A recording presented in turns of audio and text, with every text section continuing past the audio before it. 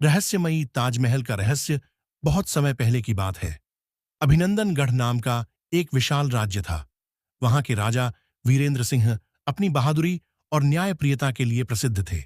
लेकिन एक बात ने पूरे राज्य को बेचैन कर रखा था। राजमहल के गुप्त तहखाने में रखे नीलम ताज का रहस्य। कहा जाता था कि उस ताज को जिसने भी पहना उसे असीम शक्ति मिलती है, लेकिन साथ ही एक अभिशाप भी।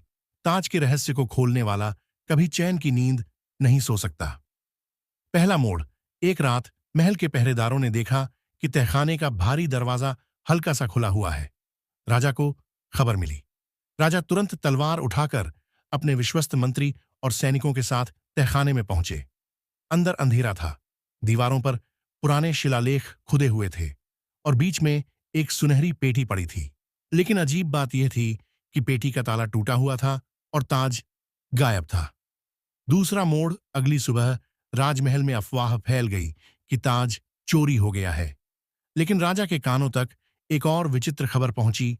किसी ने पिछली रात राजमहल की छत पर नीली रोशनी देखी थी।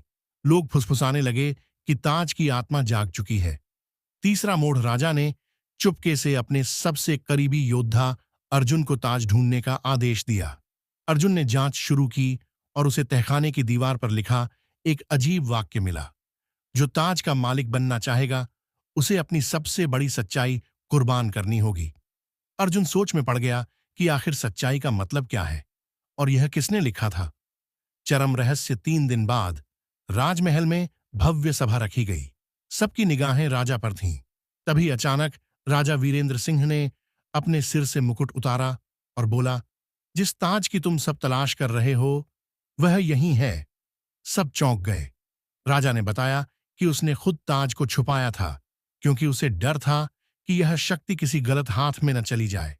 लेकिन अब ताज आप राज्य की जनता आज भी नहीं जान पाई, क्योंकि उसी रात ताज और राजा दोनों रहस्यमयी तरीके से गायब हो गए।